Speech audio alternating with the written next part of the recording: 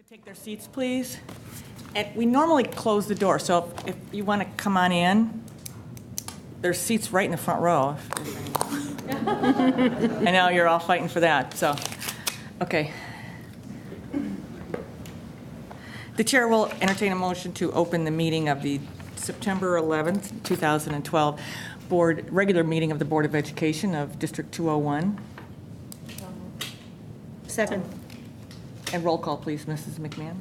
Mr. Armstrong? Here. Ms. Caparelli? Here. Mr. Charleston? Here. Mrs. Charlton? Here. Mrs. Hancock? Here. Mr. Price? Here. Mrs. Thomas? Here.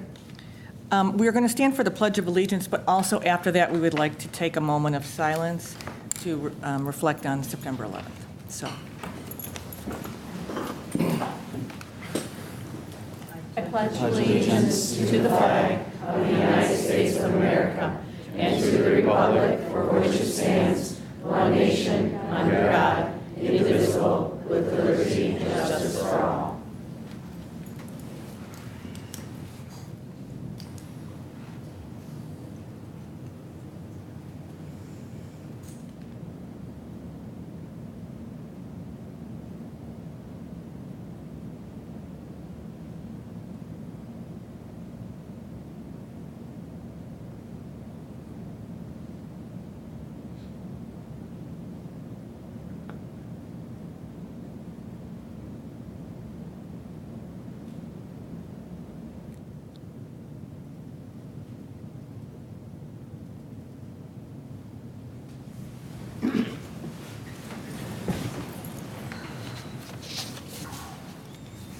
Thank you. First item on the agenda is public comment. We would first like to invite up to the podium Laura Riley, Westmont Teachers Association, who's going to talk to us about Celebrate Success.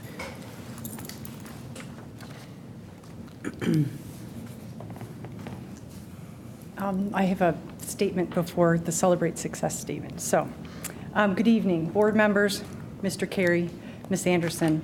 My name's Laura Riley, Westmont Teachers Association President, and I would like to make a statement on behalf of our members. For nearly 150 years, the Illinois Education Association has been a leading force for the improvement of public education in our state. The IEA has labored to improve public funding of schools, to expand educational opportunity, and to advocate working conditions that would attract and retain the highest quality education employees possible. The IEA mission statement is to affect excellence and equity in public education and to be the advocacy organization for all public education employees. As an affiliate of the IEA, the Westmont Teachers Association supports this mission statement, advocating for quality public education. Teachers have multiple responsibilities that extend well beyond the classroom. We serve on district committees, sponsor clubs, coach sports, supervise lunchrooms, bus lines, and playgrounds, and attend community events in an effort to enhance the whole educational experience for every student. It is our desire that the district continues to hire and retain the best possible teachers for the students and families of Westmont. District 201 needs talented educators to remain competitive with neighboring districts. Retaining teachers creates stability and reduces recruitment and retraining costs. When all members of Community Unit School District 201 work together, teachers, support staff, administrators, parents, students, and community members, we create a better environment for teaching and learning. During the previous contract negotiations, the teachers of Westmont made a commitment to assist our district with the challenges faced in the current economy by accepting a 2-year pay freeze.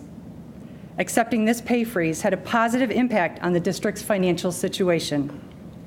This was done with the understanding that the district would research possible revenue streams to improve the long-term financial future of our district. Although the teachers are working without a contract, we remain committed to the quality of education our students deserve and this community expects. Thank you for your time.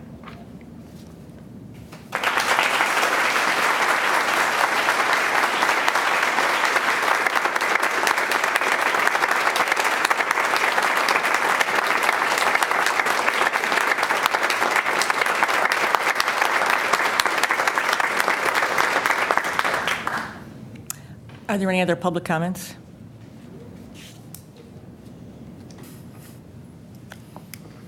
If there's no other public comments, then I will speak on behalf of Celebrating Success. So once again, good evening, board members, Mr. Carey, Mrs. Anderson.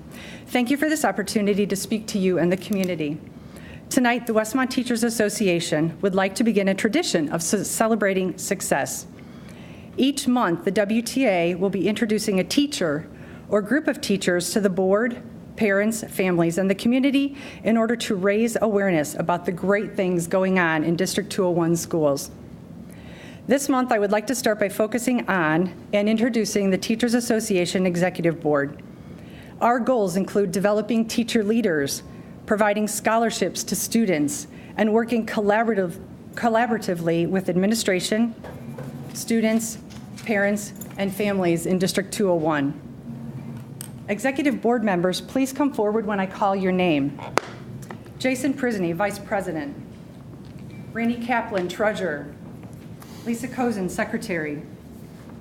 April Veal, Region Counsel. Manning Building Reps, Cindy Caliendo, Mark Carrier, and Alice Riley. Miller Building Reps, Peggy Chapinski and Joanne Slott. Junior High Building Reps, Colleen Walsh, Mary Freeman, and Robin Redker. And High School Building Reps, Randy Kaplan, Doug Begwin, and Erin Morose. Each of our board members serves on or will serve on a variety of district and association committees. Presently, there are 9 district committees and 7 association committees with over 90 members signed up to be involved. This summer, several of our board members spent time in leadership training, attending conferences in their content area, traveling to IEA meetings at the state level, and attending the NEA conference in Washington, D.C.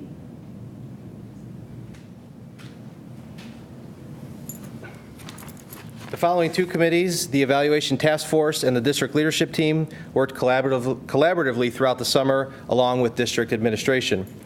Per Senate Bill 7, the Evaluation Task Force started meeting in last February, and worked through August to formalize a new evaluation instrument that's being implemented in our district this school year.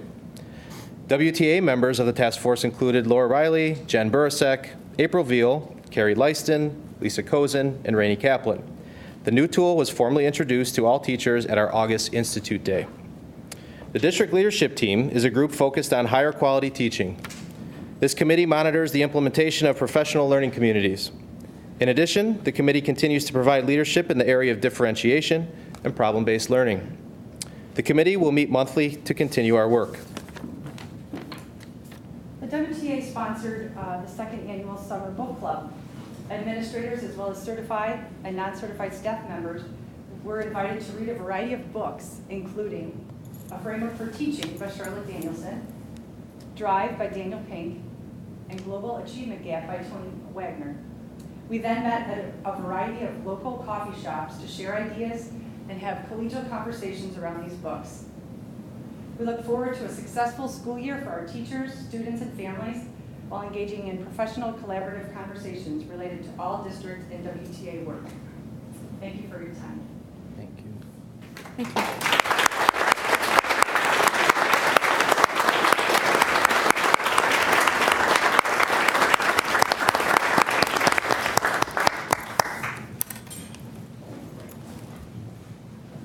Are there any other public comments? All right. Then the next item on the agenda, if we could, we're going to do the consent agenda. Are there any questions?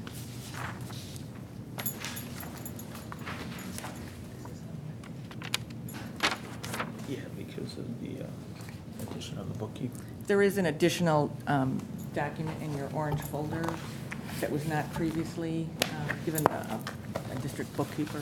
I want board members to be aware of that. Any more questions?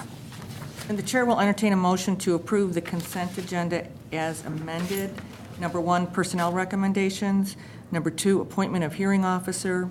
Number 3, appointment of non-discrimination officers, complaint managers. And 4, approval of student tour requests. So moved. Second. Roll call, please, Mrs. McMahon. Mr. Armstrong, Yes. Ms. Caparelli, Yes. Mr. Charleston, Yes. Mrs. Charlton, Yes. Mrs. Hancock. Yes. Mr. Price, Yes. Mrs. Thomas. Yes. Okay, the next item is discussion.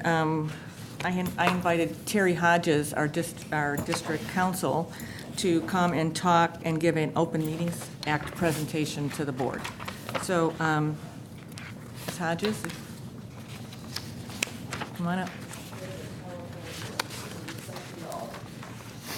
I think he just turned it on now.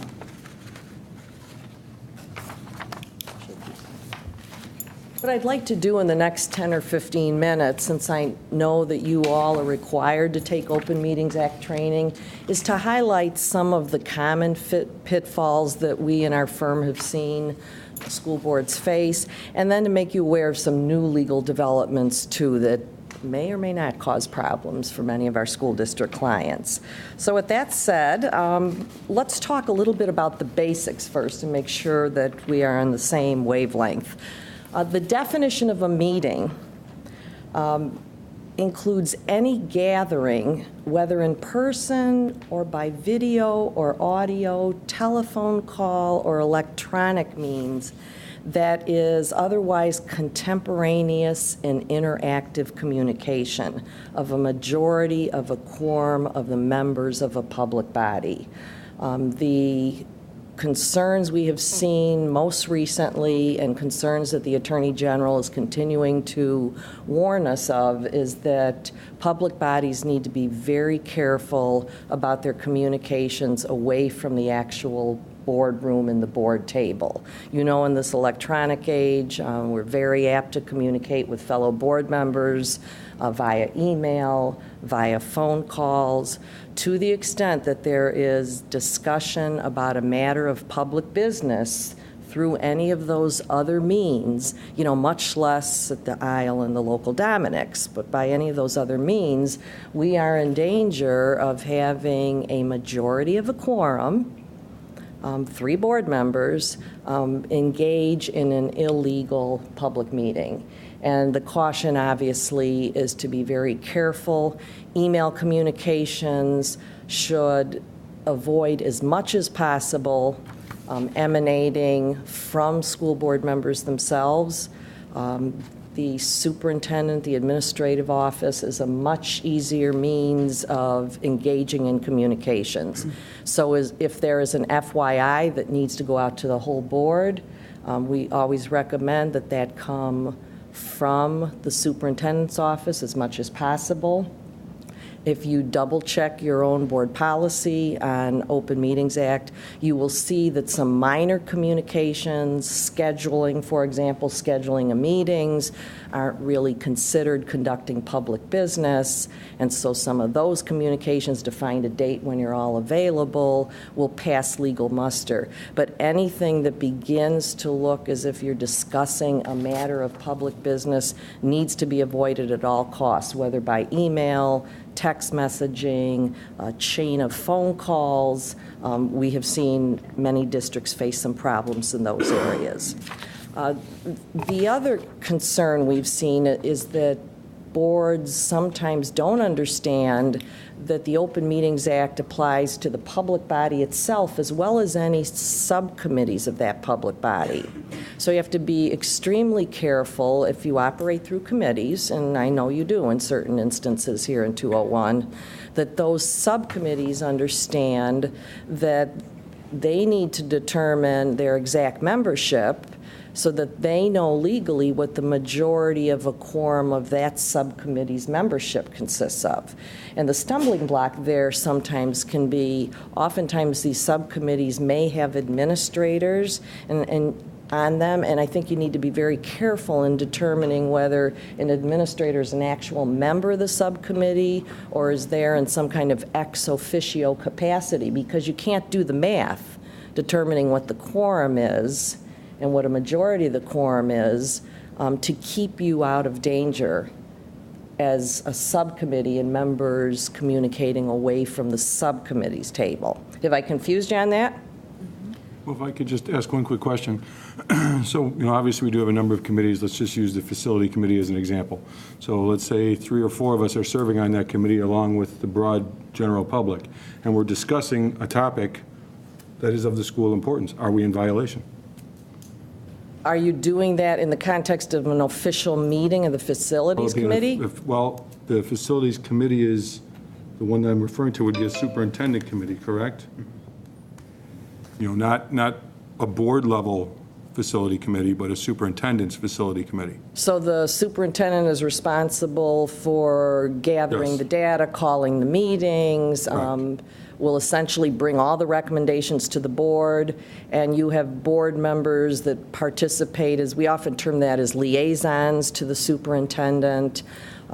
Yeah, that can get gray, but if it's truly a superintendent advisory committee rather than a board advisory committee, then you don't have to concern yourself with the regular Open Meetings Act requirements, like setting agendas, posting the agendas, keeping the minutes. But sometimes there's a gray line. You have to be cautious because the Attorney General did come down on a district that used a citizens advisory committee as they were considering referendum decisions. And because that committee essentially reported to the board every single month, the Attorney General, viewed that as actually a board committee.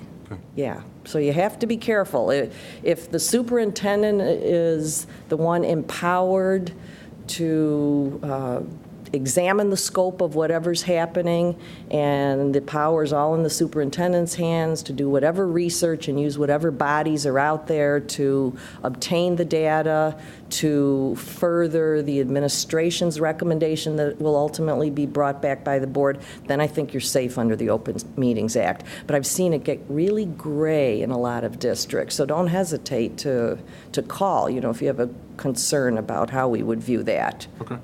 Okay? All righty. Again, to point out why we consider this a common pitfall, there is a recent Attorney General opinion, came down a little less than a year ago, that emails and text messages sent during an actual meeting of a public body on personal cell phones were deemed public records. Now here, there gets to be a bit of confusion between what public records are under the Freedom of Information Act and Open Meetings Act, but you can see how the two converge. So in addition to potentially, through your email communications, violating the Open Meetings Act, you are also in danger of creating a public record because you're discussing public business electronically, and then you're subject to FOIA requests. And in this district, we've had to work our way through some of those issues. So a reminder for you. Okay, the other thing I wanted to review real quickly, just in the general nature of the Open Meetings Act, is some of the commonly used closed session exceptions. The personnel exception is used often, and rightly so, when you're discussing specific individuals, specific employees of the public body or legal counsel. But remember that independent contractors, so for example, if you wanted to meet with your architect, that's an independent contractor. Cannot go into closed session using the personnel exemption for that. Or discussing board members, board officers, they are not employees. So discussions about board members have to take place in public, or board relationships. So, and Terry, it's related to specific employees as opposed to the more generalized, the occasional, sort of drift, if you will, in the conversation. Yeah, I'm gonna point out a ruling on a drift in a few minutes, Dan, if you hold on, because that has been an issue. Thank you. And a recent issue.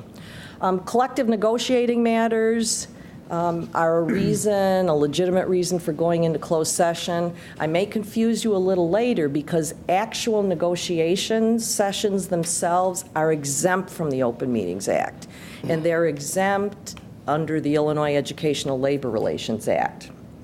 So, for example, you don't need to post the dates and keep minutes in a Open Meetings Act sense of your actual negotiation sessions. But to the extent a board at one of its regular scheduled or special meetings wants to discuss its bargaining strategy, you use the Open Meetings Act exemption to legitimately go into closed session to discuss that strategy. That can get confused sometimes, okay, but there is a distinction. Student disciplinary cases, obviously, all student matters are kept confidential, so you'll see the next exception, placement of individual students' special ed programs, other matters relating to individual students, for example, a residency concern, go into closed session. Litigation. And here I want to point out that the litigation exception is twofold, and you do have to be careful on this.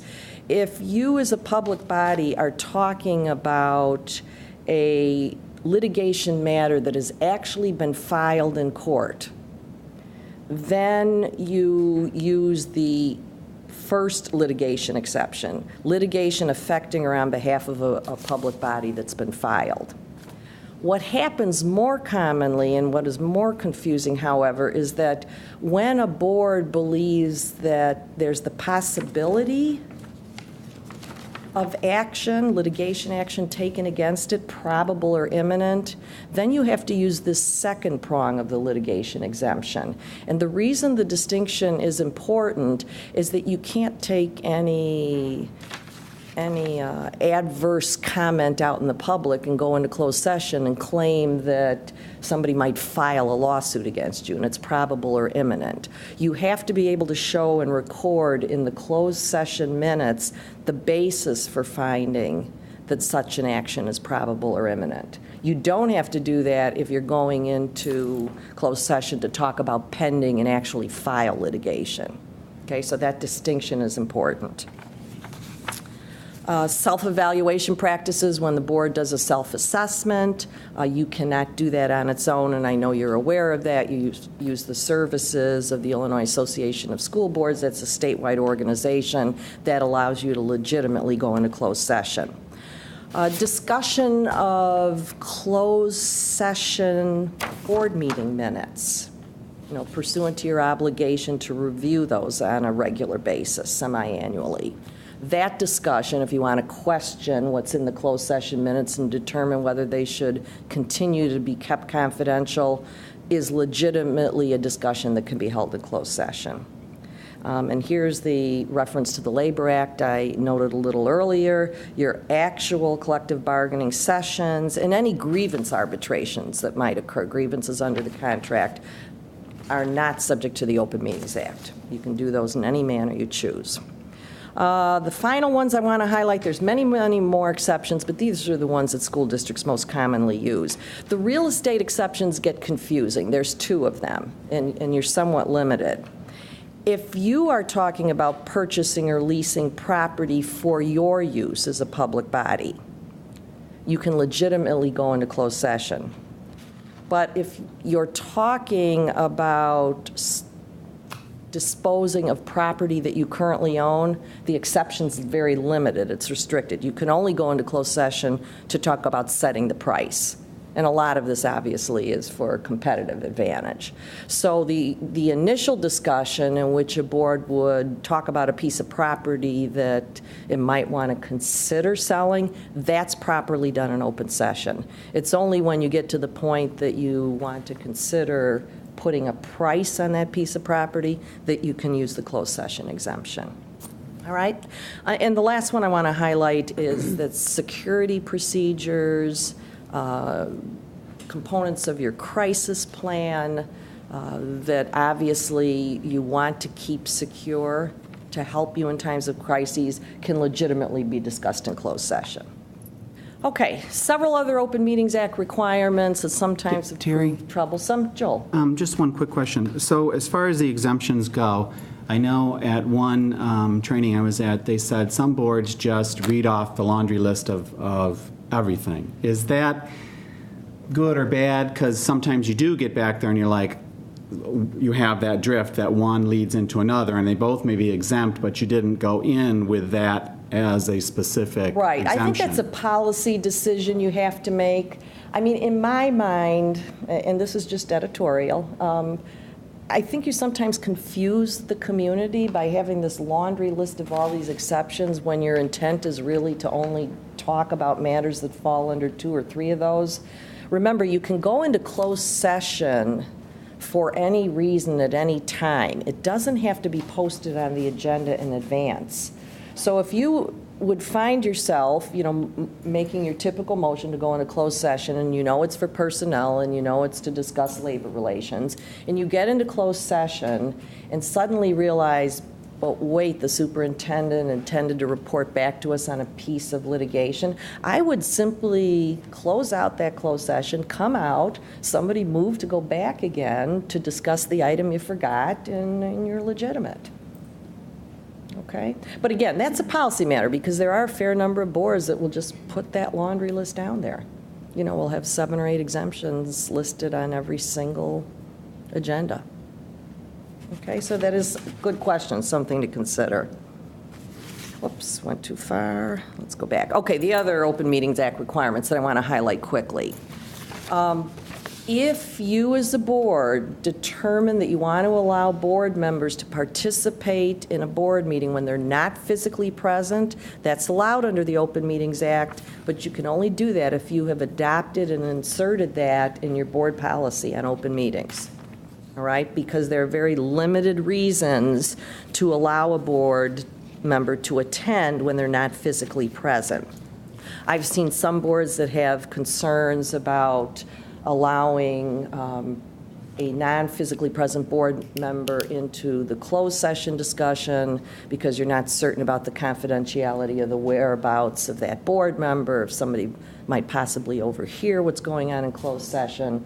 I've seen other boards that are just as concerned about having a non-physically present board member participate in the open session because it's so hard for the community to include that individual and understand what that individual might be saying. So there's different policy reasons, but the point I want to make is under the Open Meetings Act, you can't even do it unless you've thought this through and have a policy. Very limited. A board member can only attend remotely if it's for reasons of personal illness or disability, if there's an employment reason that they can't be here, or the individuals involved in district business away from the district, or thirdly, there's some family or other emergency. And your minutes technically should indicate whether or not the board members are there physically or remotely. We know that this is a rather new requirement. A lot of boards probably aren't aware of it, but somewhere you might just want to note all physically present after your roll call vote. Okay? Semi-annually, you are obligated to review. Carrie, can I ask a question? Yeah. If we don't have that policy and we don't have anybody remote, is it just, would we have to say they're all physically present? You know what I'm saying? Because we don't. Technically, if you read the Open Meetings Act, you don't have to say it, but your minutes should indicate it after the roll call Just vote. because I'm thinking of that, we don't have that policy, so I just want to make sure that our minutes reflect that. Yeah, your So minutes we should say- just say all okay. physically present. Okay, great, thank you. Yeah, okay. Semi-annual review of closed session minutes, and I've talked to Kevin a little bit about efficient ways to do this, because as board members, you don't want to review physically every single closed session minutes that go back year after year after year. So there's some chart ways that you can go about this.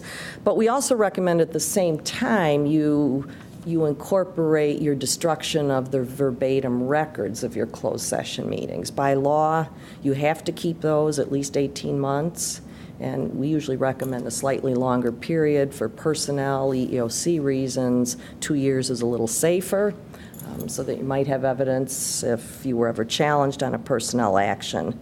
But again, at least twice a year, you need to review those to determine whether the reason for confidentiality no longer exists. Now, the other thing I should point out is you as a board can determine to release a portion of closed session minutes, or you could redact out particular confidential information such as names within those closed session minutes.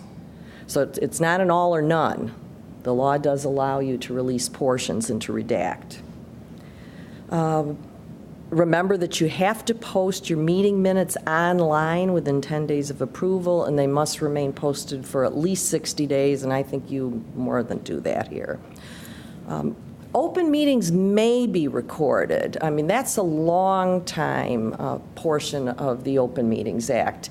Anybody has the right to, members of the community, subject to your reasonable rules, so the meeting's not disrupted, to come in and do their own recording of board meetings.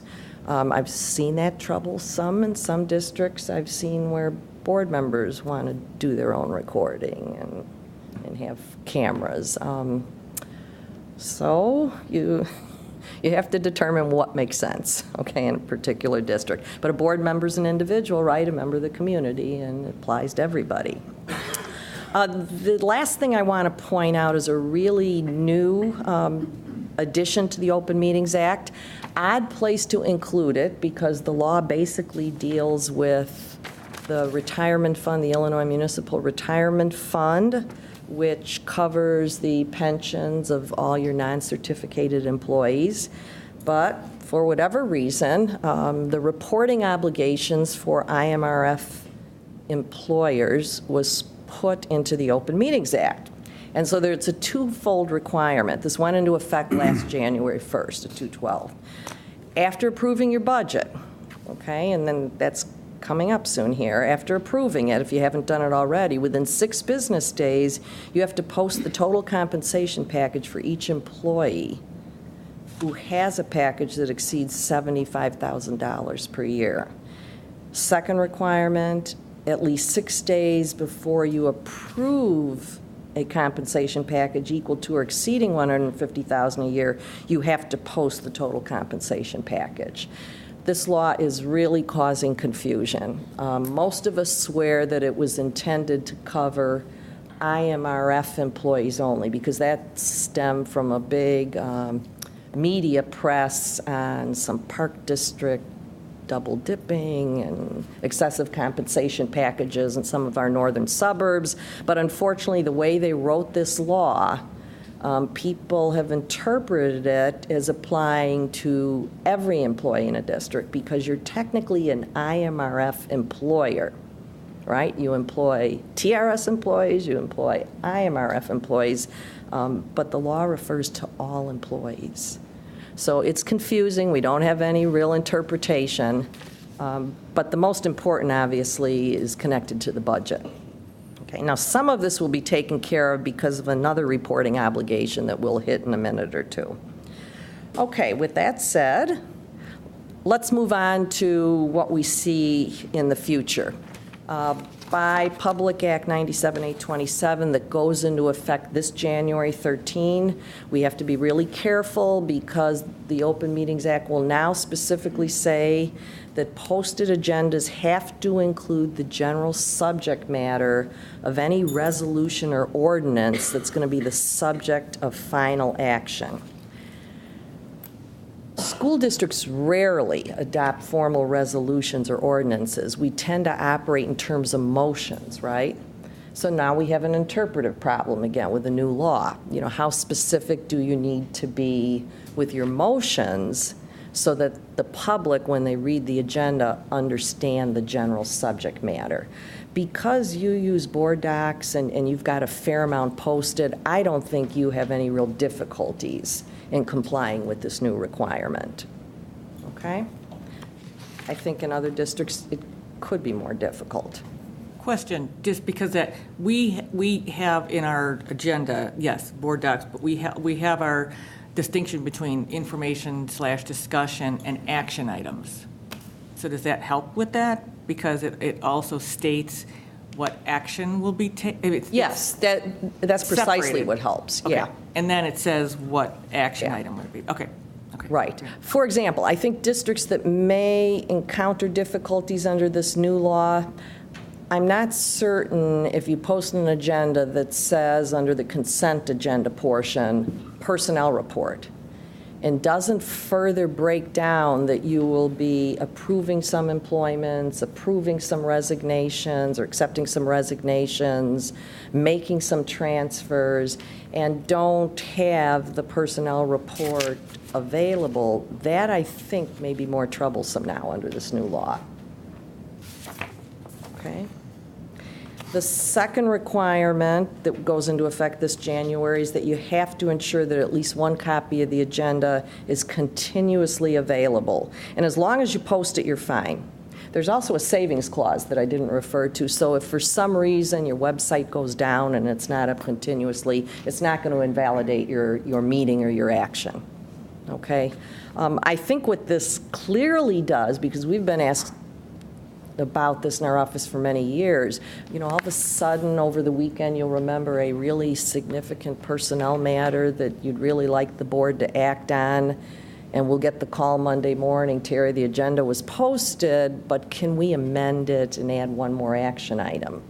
I think you'll have difficulty doing that. I think you've probably always had difficulty, but with this language in the law, I think you're just going to have to either postpone some of those last-minute actions or set special meetings. Okay, because this is continuous and you don't want surprises for the community. That concept applies primarily, well, entirely to action items as opposed to discussion items. Correct. Yeah. Well, wait, no, the posting of the agenda has to be on there. I understand, but I mean the notion of bringing up an Correct. item Bringing sort of up to last vote. second. So you can't bring it up as an action item within, inside that 40. Yeah, you never could bring it up as an action item. Now I think you may If it have... comes up at the last second before the meeting as a discussion item, and then you can theoretically schedule it either for a special meeting on action or for the next meeting. It's a good question, Dan, because the law doesn't really distinguish. It just talks in terms of posting continuously a copy of the agenda. I think the argument is discussion items could always be added at any point. But I could see somebody saying, look, no, now the new law means that you can't even add discussion items. So we'll have to be cautious about how we interpret this for a Is the while. new law, the 2010 law that went into effect on January 1, 2011 that you're referencing? What about the one that went? Which new law are you referencing? The one referenced at the bottom of the slide. Okay, It thank hasn't you. gone into effect yet, Gotcha. okay? Okay, I'm with you. No, the other one went into effect already.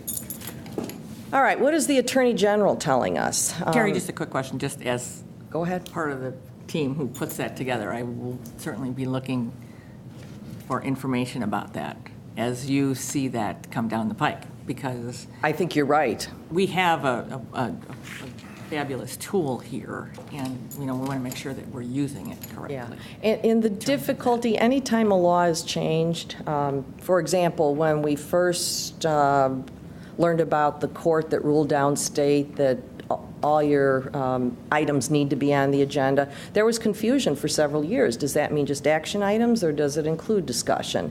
And ultimately, we learned through some further litigation that it was only action items. You could always add a discussion item. I think we'll have the same sense of uncertainty for a while with this new provision. So we'll try to keep you as up to date as possible. Okay, the Attorney General is making it really clear in a published opinion about a little over a year ago that you have a duty to make a clear statement of the general nature of the votes prior to taking action on a matter. What I thought was really good tonight is, in addition to your consent agenda clearly laying out those 4 or 5 points on which you were taking action, the board president also summarized that orally. The biggest concern for personnel actions, next bullet point, is that you need to somehow identify the affected individual and the specific action to be taken. So the practice of boards, approving personnel reports as part of their consent agenda, we really believe now that you have to go the extra step and have that personnel report available. Either board docs, or for districts that don't use that, have copies available for the public. And we would also caution the board president to summarize that personnel report in more detail. If it includes hirings, if it includes firings, if it includes acceptances of resignations, indicate that.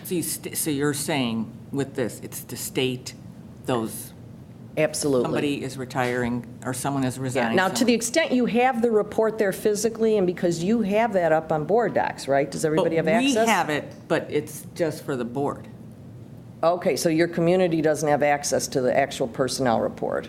Not Oh, yeah, then you're going to Then- have to change some of So that within your- practice. okay. Yeah. Yeah, I thought that was part of the public component of your board There's document. levels of board doc. Right, exactly, but I thought that was in the public level. Okay, yeah, so you will have to start rethinking how you do the personnel report. And names, too, would be We published? believe names, yes. Yes. And this all stems from a situation up in Grays Lake about a year ago where the community got upset because there were some personnel actions and the board sort of stonewalled about who they were taking the action on, and the community knew anyway, and you know what that leads to, new laws. Betcha. Yep. Okay. Again, as I noted in the last bulletin, if you don't have your personnel report up for the community to read as part of the agenda, you need to make it available somehow, and it needs to be identified during the meeting. Okay? Another caution. Go on, Joel. The categories you mentioned, so you said hired, retired, and fired. Would you mention that an employee was fired in a personnel report? Well, terminated, absolutely, because that's what you're acting on. You know, we've gotten more cautious over the years. When I started practice, everybody's name was identified, and people are nicer now, and so they sort of do code names and numbers. Certainly, we do that on students, right? We never identify a student when you're acting on a student disciplinary matter.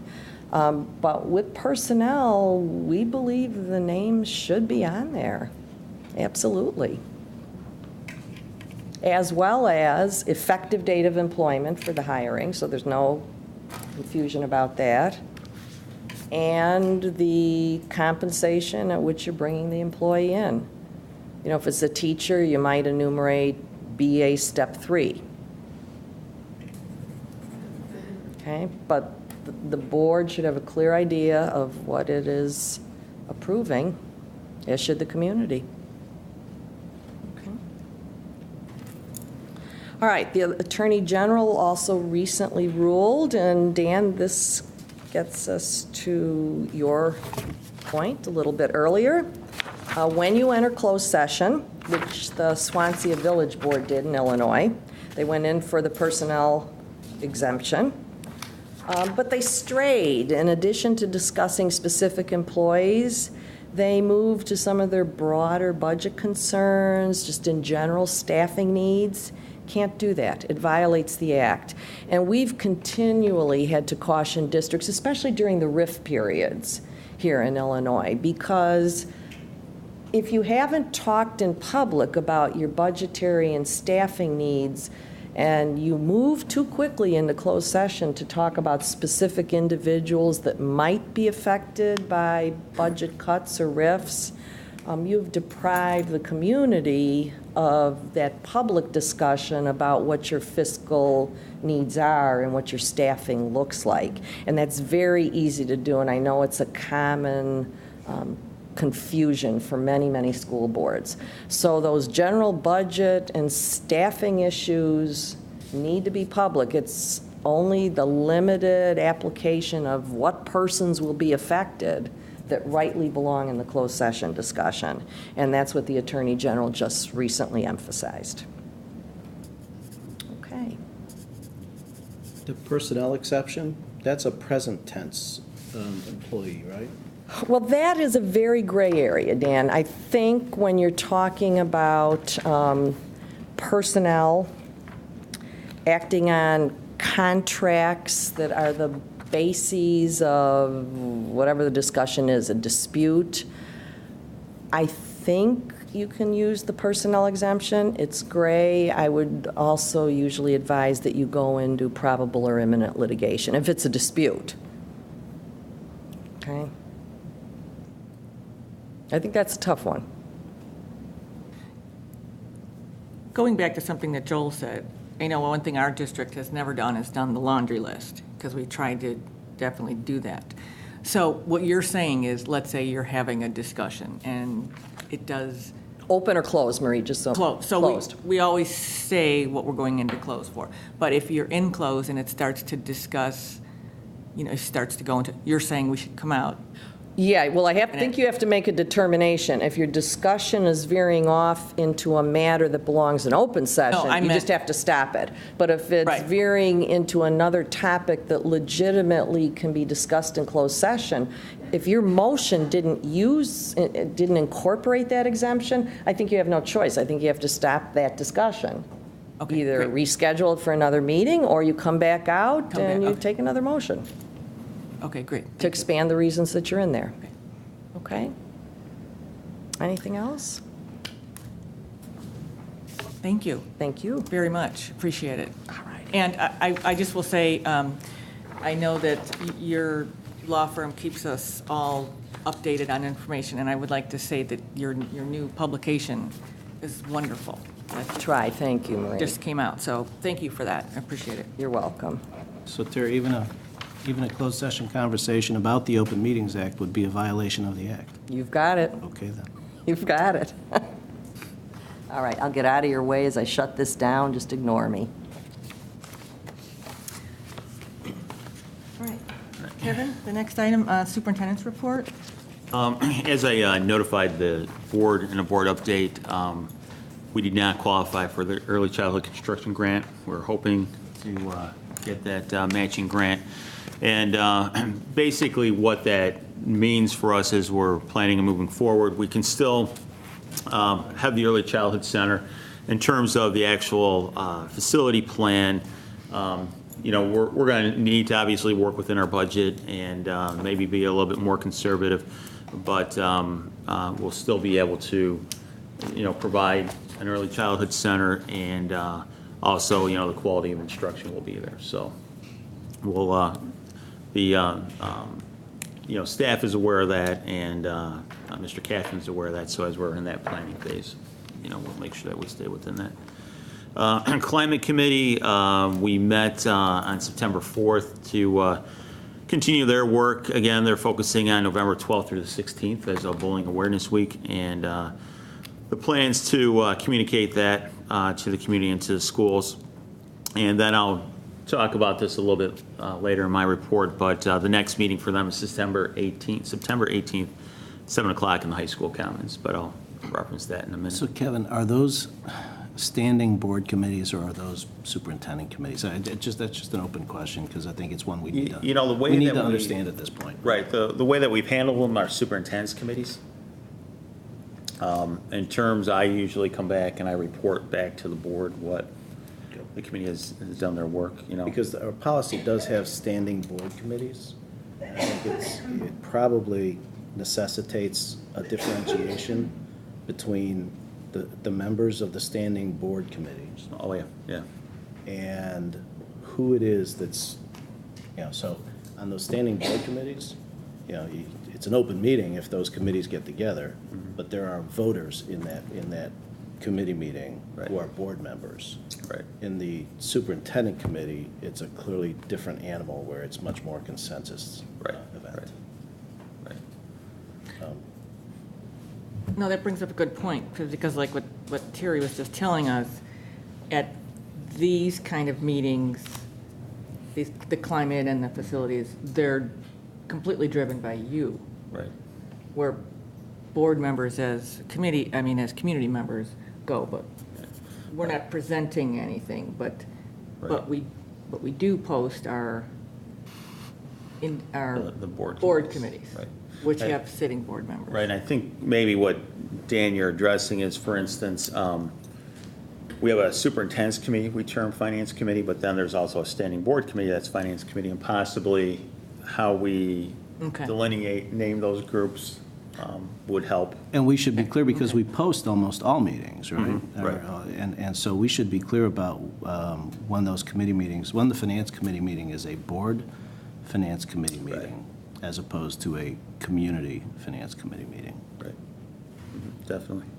In terms of the community finance, in terms of the community committee, community meetings, it sounds like what Terry's advising as well, just reading in between the lines, is we have to be careful about those community committees, you know, being construed or seen as reporting to the board. Right, right. That clearly has to be, even though it's directed by the superintendent, it's consensus-based. It's the superintendent who makes those reports from those committees at hopefully every conceivable junction.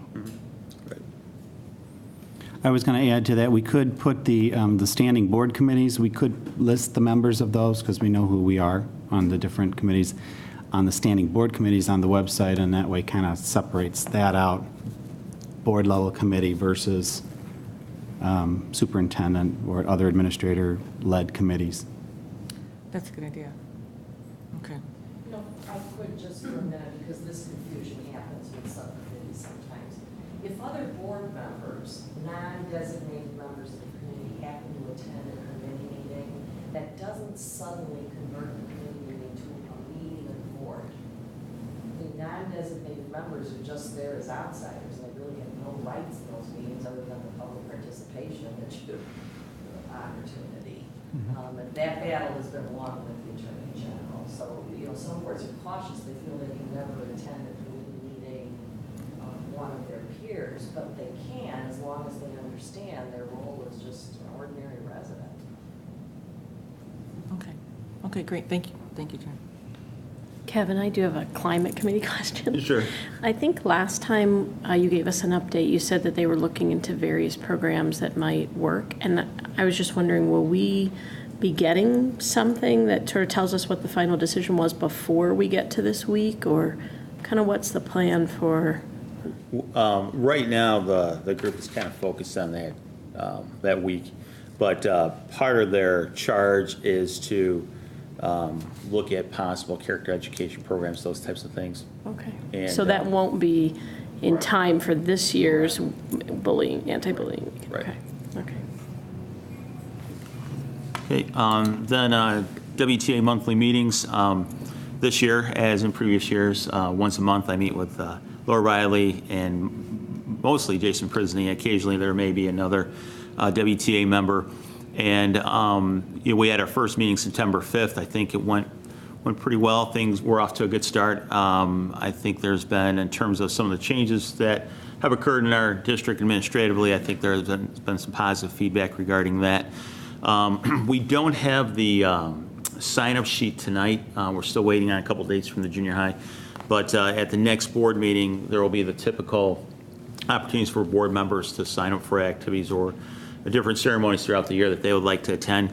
We're also going to include the WTA meeting where every other month it'll be a 5:30 start, and invite 2 board members to meet with us as well, so that the board can also hear from the WTA and ask questions of the WTA, and the WTA can ask questions of the board. So, and that October 5th? I think it's October 5th. And the plan right now is 5:30 in the Manning Community Room.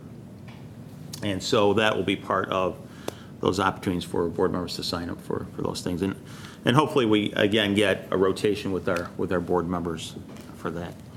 The next item I have is a request from the high school from Jack Balderman, and I included for you a little bit of his rationale. Jack has been looking at the Prairie State scores, and just for the board's information, in October, I'll be presenting the report card information. That's when it's released by the state, and so I'll be presenting that information, but the schools do receive that information earlier. And so Jack's been looking at the report card data, and then has also been looking at current students' performance on Plan and Explore and doing some projections. And so he's recommending an intervention, a 0.4 interventionist that would be able to work with those students. When you look at Plan and Explore scores, and even when you look at performance in the Prairie State, which a large portion of that is ACT, you can always identify students who, with a little additional support, that can make the difference between meeting and not meeting. And so that's the target group of students who, with additional support, some guidance, could perform better on these high-stakes tests. And so he's looking to do that. The other concern that he has in reviewing graduation rates over the last couple of years, they have been less than 90%. And, again, looking at neighboring districts and some other districts that typically are seen as benchmark districts for the state of Illinois, New Trier and Stevenson. Jack has challenged our students as well as our staff to see that improved. And in terms of the students, he talks about being the state champion in graduation rate. And so what he is hoping for there is a academic success center. I think the district had something similar to that in the past, in which, again, students who are identified as failing or near failing can, again, have that opportunity to receive additional support, additional help, possibly some reteaching. And even today, as Jack and I were having the conversation, possibly this individual can even be an advocate for that student, because sometimes maybe the case, we always want our, parents to be the advocate for their child. And we know that, our parents do the best job they can as parents, and so sometimes they don't realize that how important that is to advocate for their child. And so this would allow another adult in that person's life to be that advocate. And in terms of, because we had the late resignations with band and choral music, those funds were already earmarked, and Jack has been looking at those dollars, and basically has been roughly about a $46,000 savings, and so that's how he would plan to fund this request. And then in terms of ongoing sustainability, as we launch our joint committees, one of the charges of the finance group is to conduct that EBERT process, and the goal there is to identify areas where, if we were to fund differently, we can improve things for our students, and possibly by decreasing funding in other areas, it doesn't have a negative impact for our students. That's been the experience of other districts who have worked through this process. And so, basically that's what he is proposing to do. And, with the consensus of the board, I can get back to Jack and say, yeah, I think that's something that we can do this year, or, we may have to hold off on it. So with that, I'll open up to the board for any questions or. Kevin, the only thing, and I had emailed Jack a couple questions along the line, is as they're planning and setting this up and designing this particular program, is to kind of know ahead of time how we're going to measure the effectiveness of the program, and so that we can report back to parents, to the community, to the board, to everybody, what the positive outcomes are, and that we know how we're going to do that ahead of time. Mm-hmm. So. I think in terms of, for instance, performance on ACT and Prairie State, again, you have the other assessments students have taken, and there's always a projection of where they'll perform. And so if students are performing better than projected, then I would think that that would be a positive indication. And then in terms of the intervention with the Academic Success Center, again, it's looking at pass-fail rates and where students are at. And right now, I believe our junior class, it's projected that if everybody, is getting the job done between now and May of 14, that 99% of them are capable of meeting our graduation requirements. And so I think short range, again, it's looking at the pass rate for students, and then long range is, again, looking at our graduation rate for students. I think one other piece to that that's kind of important at the student level is if you have a student who's recommended for this and they're, what someone might consider kind of ho-hum, not that excited, but they go through a program like this and they develop a more positive attitude towards learning, are more enthusiastic about it, that's a positive outcome too that I think somehow we need to report about as well. Mm-hmm. So not just to not emphasize everything related to number scores, that sort of thing. But how would you evaluate that? and I think that's not a question I'm expecting an answer on, but, Right, yeah, that's- something that, Right, that's something we can work on a metric for that type of data. I guess I would ask, is there, this looks like a fine idea and a fine program, but is there a better use for that money in a different way? I mean, is the programs in the junior high would be better to use that money for? Just asking, is there some other avenue or aspect that might help the students even more than this program? And I guess the quick response is, the high school has put together this proposal, and so this is what they've come forward with. I haven't seen a proposal from the other schools. It doesn't mean that maybe there isn't a necessity. There's always the possibility that, obviously, as information shared, other buildings may look at some things and say, hey, we could really utilize something of this nature and put together a proposal that we can consider. I know one of the questions I received, for instance, that there's been discussion about is, foreign language at the junior high, for instance. And I think that's definitely, that was part of the budget reduction at one point. And that seems to be a common theme. And so I think that's something that we can visit. I think, something of that nature, it's a little bit more difficult to implement. But at the same time, I think again, not to put too much hope, I guess, into the EBER process, but I think we are going to find out that there are some things that would definitely benefit our students, that is a better way to allocate our funds, and we'll be able to do some of those things. Without or adding to the junior high, is the staffing level at the junior high acceptable right now, would you say? And I'm asking that question because, I don't think kids start to tumble when they walk in to their 11th year.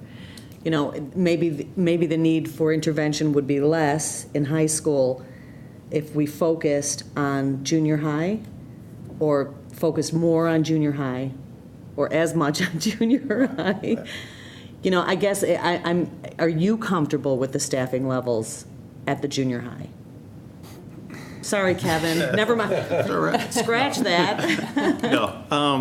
No, definitely if money wasn't an object, sure, we'd take a look at our buildings and how we staff them, and unfortunately, that's not the case. We have limited resources. One of the things that I had mentioned to Laura Riley that we want to get, and we don't want this to be a long process. We want to get together a group of teachers, administrators, and more or less take a look at how, staffing and how do we make those decisions. When do you add another section? When do you reduce a section? When do you make those decisions? And not that you can have lock into a policy per se, because you're always driven by your revenue stream, but at least a guideline to help us with some of those decisions. When do we need additional resources at the junior high or at the high school or one of our other buildings?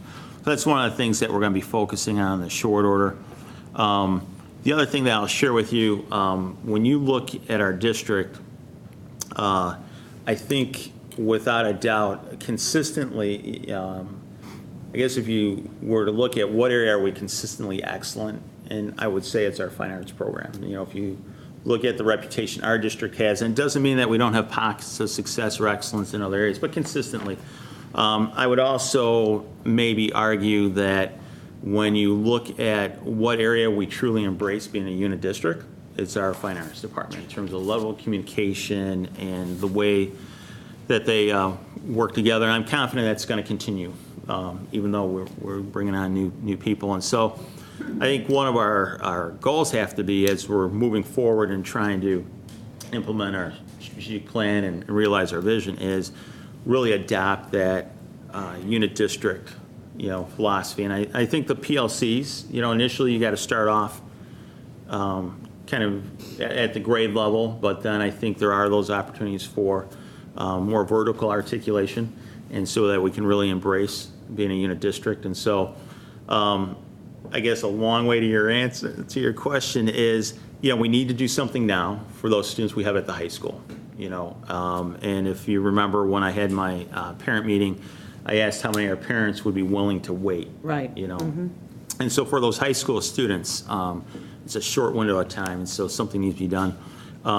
My guess is if we were to talk to all of our buildings, there are needs at all of our buildings, and so, those are definitely, we need to take a look at those and see what we're able to do. When is Ebert expected to be?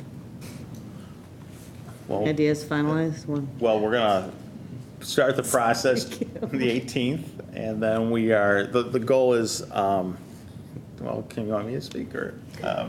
The goal is, obviously, we start our budget planning process January. I mean, that's when you start in earnest. You start looking at staffing decisions, and you have a pretty good idea of where your levy's going to come in. The board adopts in December. And so, definitely to really move quickly in that process and have a good handle on where we're at by January, I think that would be. Thanks. Sure. Can I, are you done, Mary Kay? I am, Okay. thanks. Not jumping ahead too far, but when we're done with this conversation, in everyone's orange folder, Kevin and I put together a calendar, which we'll talk about in a minute. But, so I'm kind of going ahead of schedule. But the one thing, as I look at this, it truly does appear to be something that our district needs. The question that I have about this is kind of goes along maybe a little bit about something that Gary said, because one of the things that again, jumping around, the PLC update went out, and I thought that was spectacular. And one of the themes in that is the whatever it takes. Right. And I like that. I like that because we do have to talk about that, whatever it takes. Now, again, there is not an unlimited supply of money.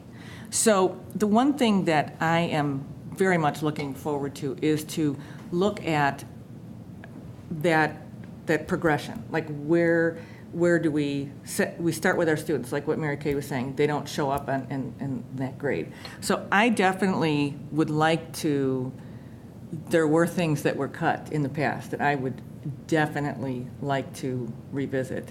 And it does seem to be the junior high has some areas that need some help. And one of the things I think that I would really like to look forward to, and it is in the calendar, is dealing with that language issue.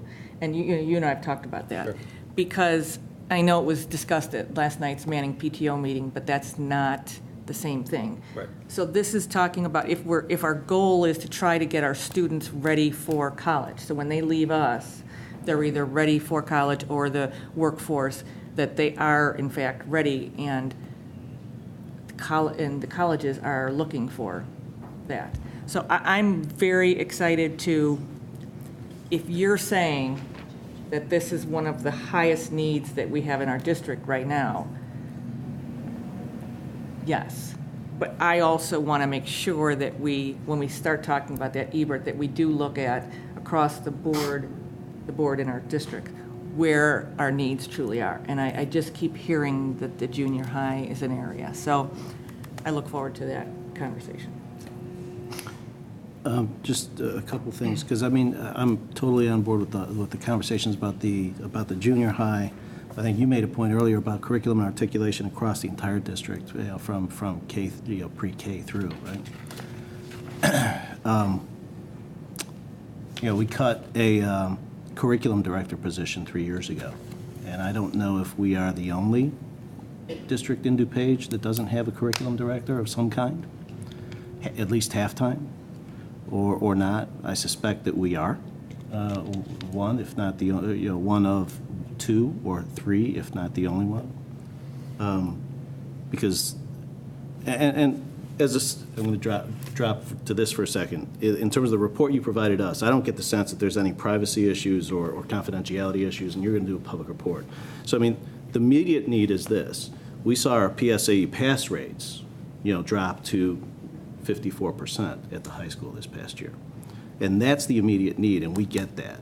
But I think it's really important to address that need across the entire, the entire continuum of students.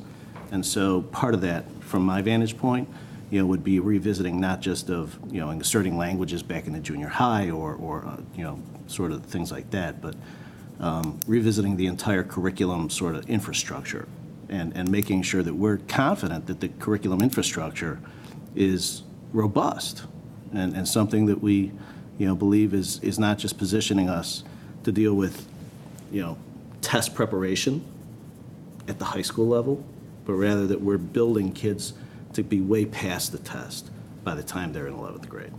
So, I am totally on board. I think we should share this information with our community. You're going to do a full presentation on all the buildings in October, and it's a conversation worth having in full. So I have one question. First, thank you. I sent a couple of questions this morning. I didn't necessarily expect a response today, but thank you for sending the information back. One thing that I was kind of reading through the lines, but I think I'm going to ask out loud is, so based on what he's proposing, we're expecting to impact this year's students on this year's testing and this year's graduation rate. Right. So this is kind of an immediate. Okay, I'm reading between lines, I just wanted to make sure I said that out loud. And then the second thing is, and it's mirroring some of what you heard already, but I think probably still valuable, because I would agree that I think starting right now with the kids in high school is very important, because they're the least amount of time left for us. But I would echo much of what you've heard, that reaching back a little bit farther and trying to find a way to not get to this point, obviously in the very near future, not looking at that as a long-term goal, but as a relatively short-term goal. Yep. The other thing is, I've heard you mention tonight and before as well, that the fine arts is kind of sort of a model of success for our district. And if, we truly believe that, then we should figure out what they're doing right and see if, what's the next best category or program that we can maybe bring some of those best practices to. And if we don't have to look outside of our district for best practices, then we shouldn't waste our time trying to do that. We should look right within our own family, and if there are things that are working well. Just thinking, I know tonight was the 5th grade band meeting. So, we've got kids starting instruments in 5th grade. We've got kids that aren't starting language until high school. There's a bit of a disconnect there. Right. I would say sports would be similar, right? The earlier that you start and the sooner that you get everybody working together, arts works the same way. So just kind of thinking about what you've said in the past and recognizing that, we need to try to build on that. I also want to out loud agree. I think curriculum director, curriculum manager, curriculum, whatever you want to call it, I don't really care what you call it, but I think that we would benefit tremendously from having somebody who is actually accountable for that, versus right now everybody's accountable, and that's valuable and that's good, because we want everybody to have ownership. But every single thing in the district can't always only go back to you.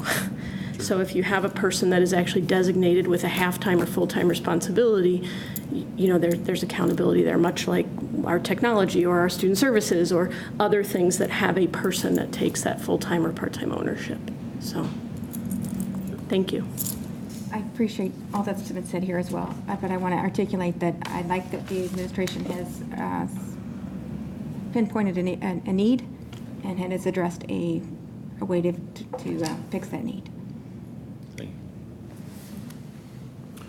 Okay, and then with regards to joint committees, we've talked about this, the concept of, we have our 4 large committees that I've been facilitating over the last couple of years. That's strategic planning, finance, facilities, and climate. And the thought of bringing them together on one evening. So the first time is September 18th, 7:00 p.m. in the high school commons.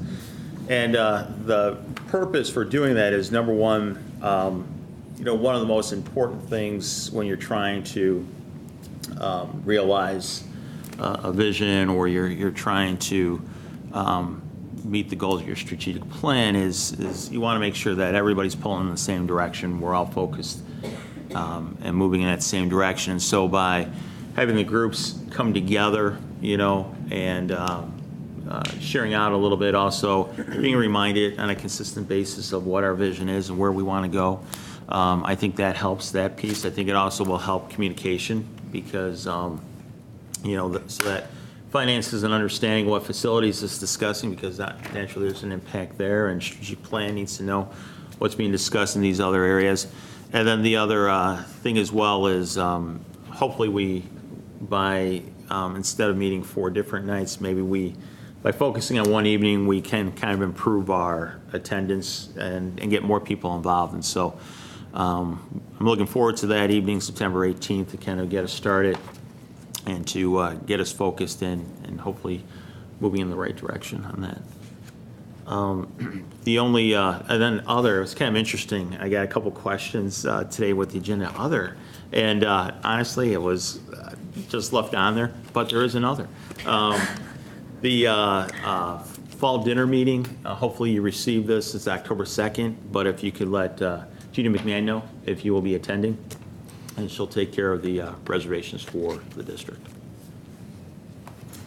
Okay, one thing, I had talked to you, I had called you today, but I wanted to just bring it up for a future superintendent's report. I've heard from, I've gotten some questions from community members, so I will ask not only you, but I will ask my fellow board members. The question that comes up is, what is going on in the state in terms of pension reform? Oh, right. So the question that I've had from people is, so I will ask Kim and Kevin only after the board hears, if we could have a short presentation of how that might look, because the larger question is funding the pensions. So my first question is, if we could have some kind of a discussion in a future superintendent's report or financial report, what would be the potential impact on our district? But before I ask that of you, I would ask board members if that would, I'm making a request, so is that something that the board I would be interested in would like hearing a to see report like that. before any Yeah. work is put on that? So. Yes. I guess is how far along is that legislation? Because to the extent that it's defined, then it's interesting and something we should know about. Probably the major piece that is out there right now is a possible cost shift from the state to districts over time, something like 10 years or so, with like 0.5% a year that the districts would be asked to pick up each year during that ramp period or something like that. That's one of the proposals. There's a couple other ones that are being talked about as well, involving, currently the state has a number of bond issuances that they're paying off, that they issued bonds to pay the actual yearly pension payment, and so the state has a dedicated funding mechanism to pay those bonds, but when they're done, when they have been paid off, there's talk that money could be transferred just back to the pensions. In other words, keep using it to add to the amount of money that gets paid to the pensions. So that might mean the cost shift might not be as dramatic. So those are the two big things that I've heard about. I'm sure there's lots of other little things out there as well. When, though, are they saying that would happen? occur? Well, clearly after the fall election. Right, and that's Because where- nobody wants to do anything Right. like that ahead of November, so, but. I'm just asking possibly- as a- Possibly lame duck type of Right. Actions Right. is what we're So looking just at, as a that timeframe. presentation to us at some point, give us some parameters. Yeah.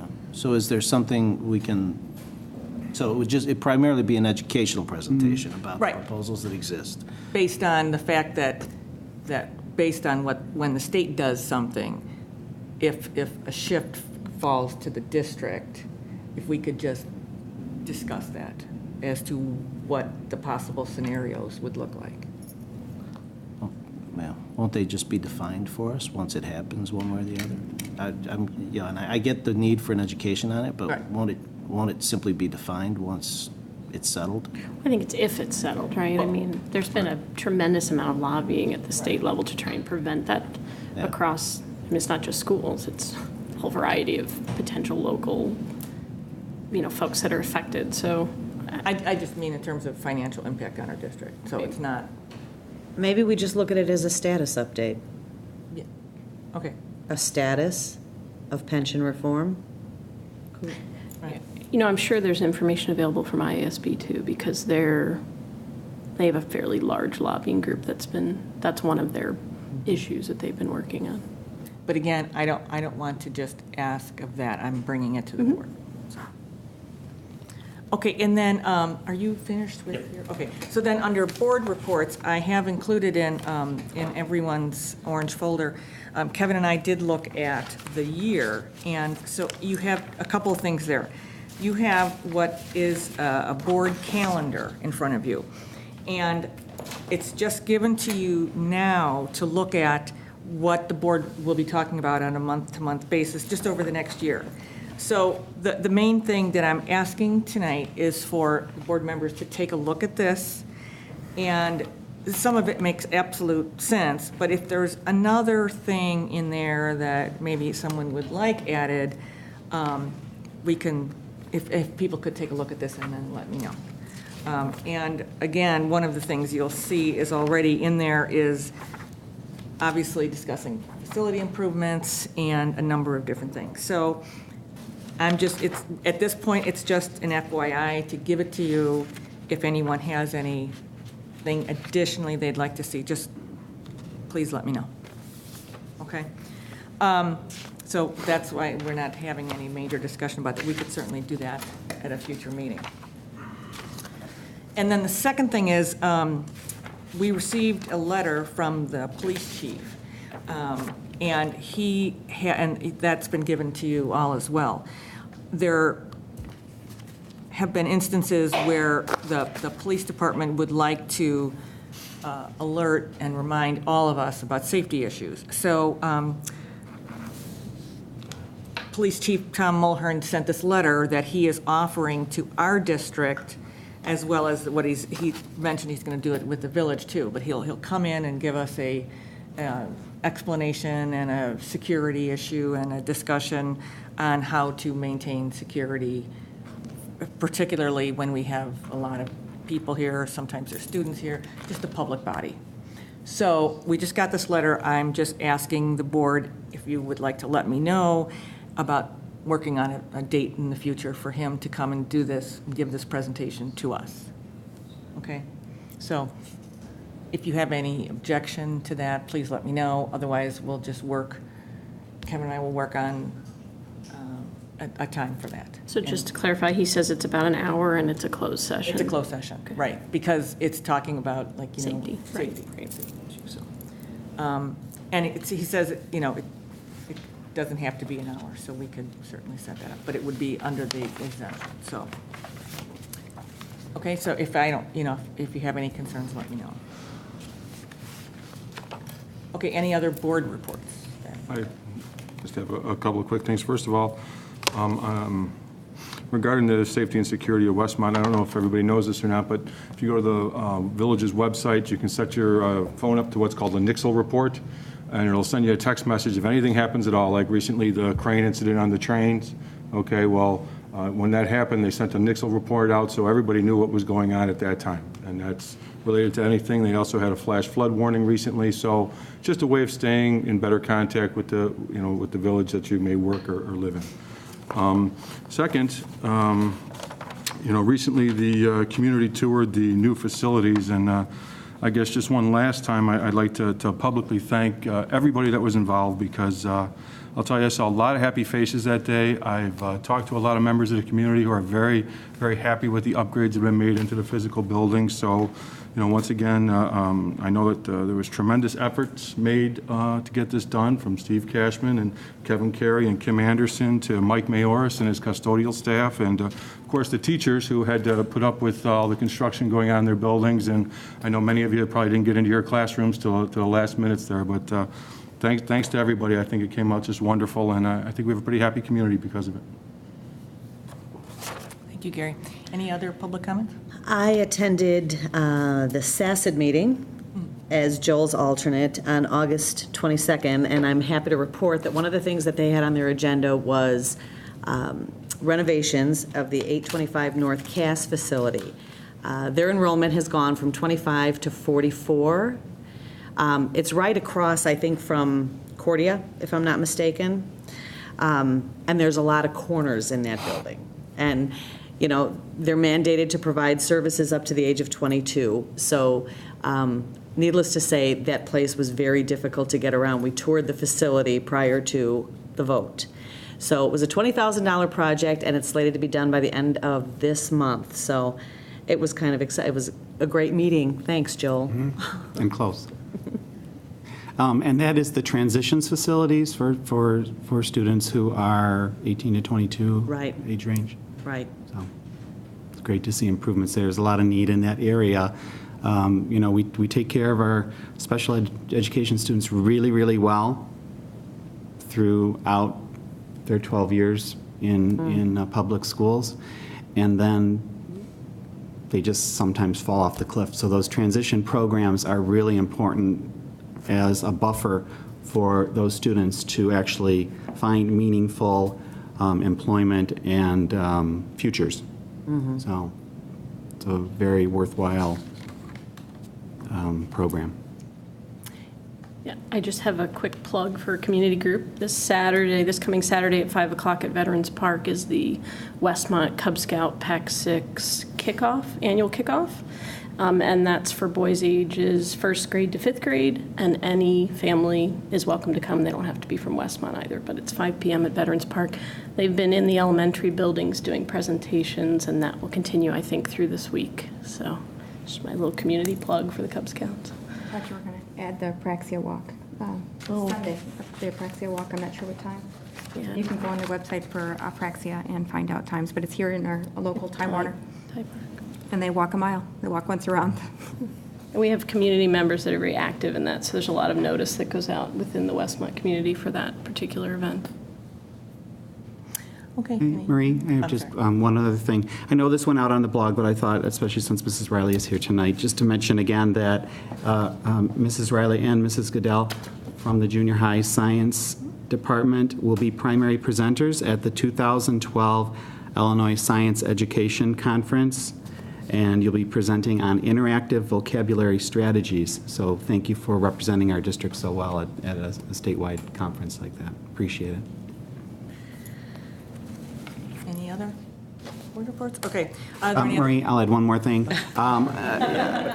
I know you and I met with Mrs. Riley and Mr. Prisney, I think it was last spring, kind of as a WTA board meeting, and one of the things we talked about there was having more presentation at our board meetings from our teachers, because it is such an avenue to our community can see your face, get to know you, and also hear about all the great things that are going on. And so I appreciate the fact that that's really starting in earnest. We appreciate the opportunities. Thank you. And I'm going to interrupt myself, and just to kind of talk about, too, that the email that went out, with the discussing the PLCs, and I've heard great feedback on that, just giving our community what is happening at the PLC committee meeting. So I thank you for that, and I know that part of the PLCs is the work on communicating that to our community. So I thought that was a very good piece that went out. And this one was written by Michelle Therese. So thank you, Michelle, for that. Okay, are there any other public comments? Okay, then the chair will entertain a motion. Oh, before I do that, the next meeting's joint committee meeting on September 18th, 7 o'clock at the high school, the meeting that you discussed. The next school board meeting is September 25th. 7 o'clock here.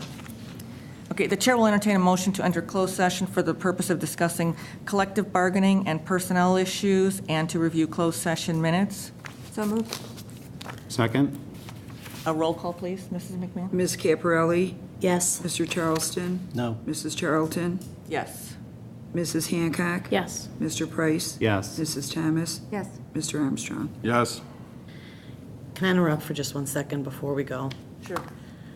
I don't know if this is appropriate, but can you explain why you refused to go into closed session? Do I have an obligation to vote for something? Well, I think as No, as a this board isn't member, appropriate, because I have a right. to not To vote? vote? No. Are we saying I have to vote? Yes? Are we saying But that? as a board member, Dan, isn't your obligation to My participate in the obligation, I meetings and have fully vote? participated, and I have fully participated. Joel wasn't at the meeting last time at all. Nobody's asked me why. Well, that's what I'm doing right No. now. I'm asking you why. No. I mean, I tell you what, I think it's a legitimate I was question. genuinely think. concerned about some things that were happening in that meeting last time. I'm concerned about this time. I don't think it would be terribly appropriate to express what I'm concerned about. And yes, I do think that this question was entirely inappropriate.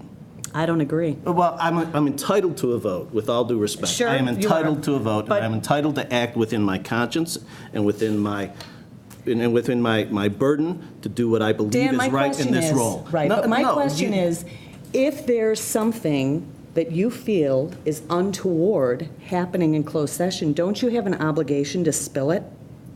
Out here? No. Because there is an interest of the district that I'm not Then shouldn't it go willing on to an agenda compromise for as another well. closed session? Perhaps. Okay. I'm comfortable.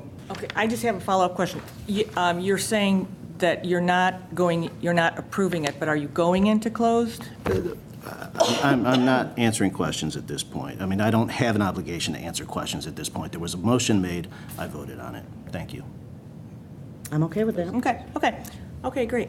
Then we will adjourn, and there will be a vote after closed session. Thank you.